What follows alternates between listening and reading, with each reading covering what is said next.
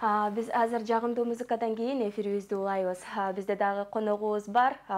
Билсеңиздер, Акын Дүйшөн Жапаров агайдын учкул кош саптары элдин аябай бүйүрүн алган эң сонун сөздөр болчу.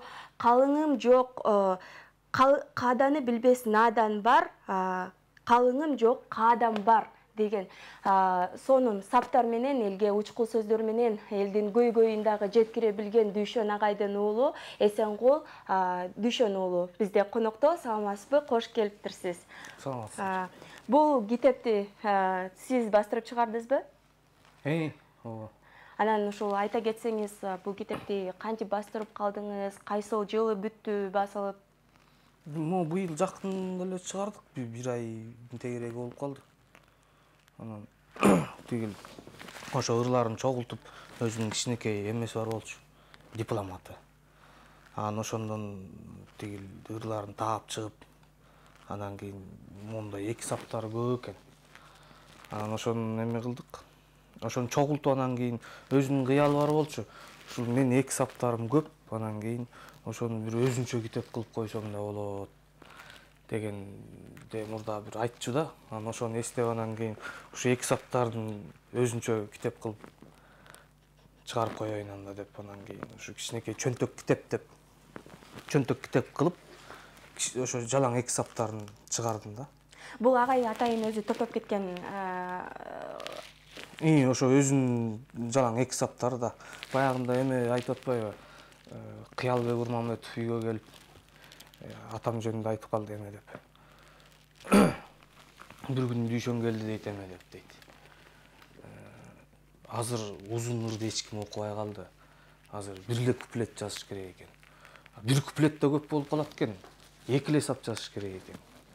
Десе, деп айткандан, эки сапка сен эмнени отурмак элең? Эки сап кантип ыр болмок беле? Эмнени жазасың ага? Дегенбиз дейт. Анан жалаң эки саптарды көп жазбадыбы дейт. Жана алайын десем көмүр кымбат. Ооба, албайын десем өмүр кымбат. Тигил айдайын десем чигит жок, шайлайын десем жигит жок. Эң сонун. Анан бул юмор аралаш да. Эме деген мисалы үчүн. Базарда сатат кездеме, баш ийбей тежем жездеме деген бар. Алдуу акыретке коет, алсыз акыретке коет деп. Көп да. Анан эрлүү катын шапалак жейт, эрсиз катын шоколад жейт деген. Эри бар катын соода куйт, эри жок катын мода куйт деп. Анан көп ошолорду жазып турду. Анан мен ошо эмесин таап чыгып, анан көп экен деп анан кийин тигил ошону өзүнчө китеп кылып койдум да. Анан кийин мындан кийинки китебиме болсо тиги узун ырларын кошо чыгарам мында кошуп. Эң сонун. Бир кездери ушу Асман гезит бетине дагы агайдын учкул сөздөрү чыгып, элдер баса калып окуган жылдар болуптур да. Анан ошол элдер дагы азыр кызыгып бул китепти сурап жатышса керек, Эми мен баягы тигил жанагы Сонунго деген китепкана бар экен, китеп саткан эмеде. Илбистин тиги Разаков көчө жагында. Ошол жердеги китепканага чыштап кеткем. Анан кийин эми пока акырындан ошентип эметип атам. Будан азыр канча китеп басылып чыкты? Бул 1000 чыгардым. 1000 чыгарылды, эң сонун. Анан дагы ушул агайдын жолун улап, сиз дагы учкул сөздөр менен тамай айтып, же болбосо ыр жазган өнөрүңүз барбы? Анча-мынча жазмыш болуп коюп атам. Ал жазмыш болуп калганын себеби мен ыр жазам деп такыр ойлогон эмесмин. Анан жана атамдын ырларын таап эметтим деп атпаймынбы? Көчүрүп жазып, чогултуп атам деп атпаймынбы? Ошолорду чогултуп атып, анан кийин атам деген бир ырды жазганда 4-5 вариант кылып, улам экинчи сабын алмаштырып, башкы куплеттин оңдоп саптарын. Мисалы экинчи куплеттин оңдоп, же болбосо үчүнчү куплеттин оңдоп жазгандарын өзүм күбө болуп отурдум да, жанагы кол жазмаларын таап алгандан кийинчи. Анан мен аны бир жарым жылдан ашык убакытта көчүрдүм. Менде убакыт болгон жок, такай отуруп эле ошону көчүргүлөйчү.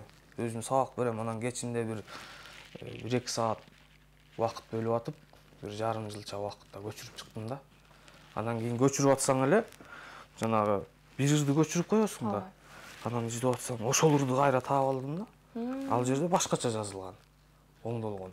Анан кийин тигиниси же мунусу деп ошентип тиги алдагы кичине эме экен да, мындай машакаты бар экен.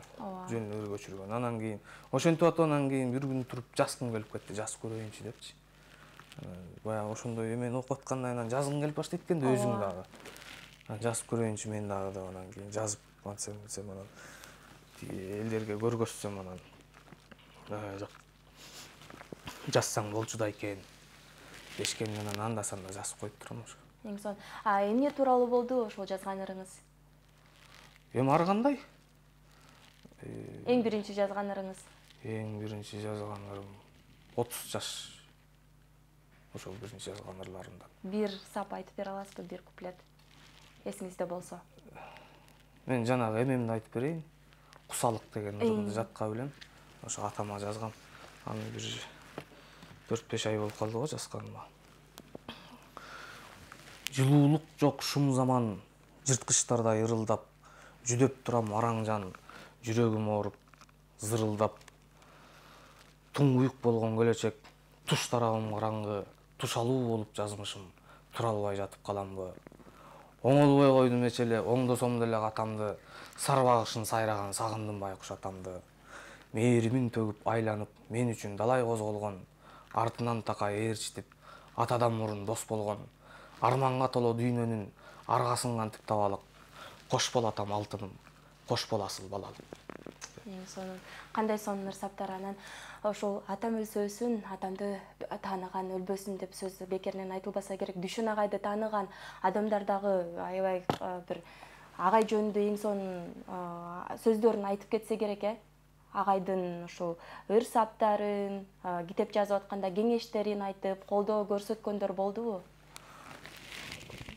Ооба, эми ошону чыгарайын деп жүрөм деп ошо чыгардым, анча-мынча тааныштар тиги жардам беришти. Атаң китебин чыгарып атыптырсың деп акча бергендер болду. Анан кийин ошол аларга рахмат. Эң сонун. Анан ошол үй бүлөңүздөр тууралуу айта кетсеңиз. Үй бүлөбүз жөнүндө мен атамдын жалгыз уулумун. Анан менден башка карындашым бар. Анан апам азыр ошо үчөөбүз жашайбыз. Сиздин канча балаңыз бар, небере жыттадыбы агай? Жок, мен үйлөнө элекмин. Буюрса эми үйлөнөм деп жүрөм. Карындашыңыз турмушка чыккан? Жок, ал да турмушка чыга элек, ал менден 8 жаш кичүү. Азыр өзүңүз эмне иш кыласыз? Мен азыр академиянын коллежинде, анан мектебинде мугалим болуп иштейм. Сабак берем, сүрөттө. Анан ушул дагы узун ырлары жарык көрөт деп калдыңыз. Ал качан жарык көрөт, күтөйүн деп калдыбы? Эми бир болжол менен бир жылдын ар жак бери жагында. Анан дагы бир айта кетчү нерсе, атамдын тиги баштап койгон анан бүт элек ырлары да көп экен. Анан кээ бирлерин чыгарам го, анан кээ бирлерин ушу чыкпай калат экен да. Ошол эме болду да. Өкүнүчтүүсү ошол бүтпөй калган ырлары бар экен. Бүтпөй калган ырлар бар. Аны сиз ошол бүтүрөйүн деп бир аракет кылып көрдүңүзбү? Жок, болбойт го анткенде. Ал башка кишинин ыры, анан ага эметкен туура эмес го деп койдум. Сыйлаш керек да. Азыр мисалы канча бир китеп чыкканда көп эле ыры бар экен да агайдын. Экинчи китеп жарык көргөн жатат дедиңизби? Жок, буга чейин эме жоголгон ырлар деген китеби чыккан. Аны Шайлөөк Дүйшеев чыгарып берген. Шайлөөк Дүйшеев агайыбыз. Ал китеп кайсы жылы чыкты эле, сатыкка бар да? Ал деген 2012 чыкса керек эле. Жылын унутуп калдым. Ал чыккан ошол жыл биринчи ошол жоголгон ырлары болгон биринчи китеби. Анан экинчи китеби бул ошо Дүйшөн саптар болду. Анан узун ырларын кошсом ошо 3 китеби чыккан. Эң сонун. Анан ушул агайдын бир жатка билген, сиздин жүрөгүңүзгө катуу таасирин берген ырларынан бар болсо бир 2-3 сап айтып бербейсизби? Бир ырын айтып берейин, Каманды деген. Өйүс бүйүс өбүшчүдөй каманды, өткөнүмдү издеп келдим табанбы. Өндүр толо жашыл менен сары түс, өмүр толо жарык менен караңгы. Улуу тоолор учу көккө сайылып, уулуйт шамал бийиктиктен кайыгып, жараланып бир жеримден жаңыдан, жан саап алып бир жарамдан айыгып. Караңгыда калта арыткан жапан жай, карайт соолор кайрат сүрү атамдай, алда кайдан алтынданган өзөнгө, ай кыйлат аркы кырдан бата албай. Өмүрүмдү бирөө толо аздырбай, өлөр алда жарк деп чыгар жакшырдай. Тайлак болуп боздоп келем көрүүгө, таап алып таштап кеткен бактымдай. Эң сонун. Кандай сонун чыгармаларды чыгарган агай. Анан ошо сиздин дагы китеп чыгарууда агайдын жолун улоодо ишиңиздерге ийгиликти каалайбыз. Азыр кыргыз элине бир кайрылуу каалоо тилек айтып кетсеңиз болот. Сизге эркин микрофон. Эми Кыргызстан азыр кыргыз элине эң өнүксүн алдыда. Келечеги кең болсун. Кыргыз тили өнүксүн, өркүндөсүн, гүлдөсүн. Кыргыздан дагы далай жакшы акындар чыксын. Ошол. Чоң рахмат сизге келип бергениңизге. Бизде конокто Дүйшөн Жапаров агайдын уулу Эсенгул Дүйшөн уулу конокто болду.